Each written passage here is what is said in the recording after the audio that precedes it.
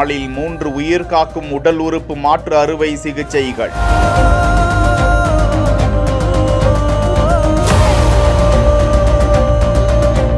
பெரும் உயிர் காக்கும் உன்னத செயல்.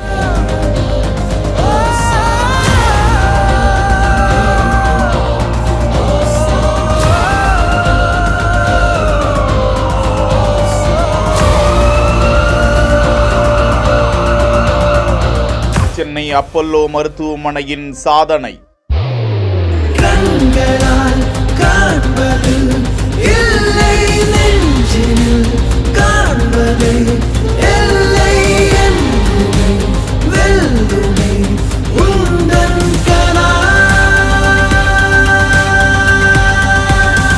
கடந்த 27ஆம் தேதி 2 வெவ்வேறு இடங்களில் இருந்து கொண்டு வரப்பட்ட உடல் உறுப்புகள் மூலம் 3 நோயாளிகளுக்கு உறுப்பு மாற்று அறுவை சிகிச்சைகளின் மூலமாக வாழ்க்கையை புதிய அத்தியாயத்தை அப்பல்லோ மருத்துவமனை சாத்தியமாக்கியது. மருத்துவ ஒருங்கிணைப்பில் நேர்த்தியும் மற்றும் பிற உயிர்கள் காப்பாற்றப்படுவதற்கு தாராள மனதுடன் முன்வந்த தானம் அளித்தவர்களது குடும்பங்களின் மனித நேயமும் இந்த நிகழ்வின் மூலம் நிரூபிக்கப்பட்டிருக்கிறது. முன்னதாக திருச்சி மாவட்டத்தில் இருந்து சென்னைக்கு தமிழ்நாடு காவல்துறையின் சிறப்பான திட்டமிடல் மற்றும் போக்குவரத்து நெரிசல் இல்லாதவாறு பசுமை வழித்தடம் அமைத்து கொடுத்ததால் இந்த முயற்சி சாத்தியமானது. கரூர் மாவட்டம் அரவக்குறிச்சியை சேர்ந்த முருகன் என்பவரது மகன் 17 வயதுடைய பாலு விபத்து ஒன்றில் சிக்கி மூளைச்சாவு அடைந்த நிலையில் அவரது பெற்றோருக்குத்தான் நன்றி கூற வேண்டும். தங்களது மகனால் பலருக்கு உயிர் கொடுக்க முடியும் என்பதை அறிந்து உடல் உறுப்புகளை தானமாக கொடுத்தனர். சென்னை விமான நிலையத்திற்கு வந்து சேர்ந்த உடல் உறுப்புகளை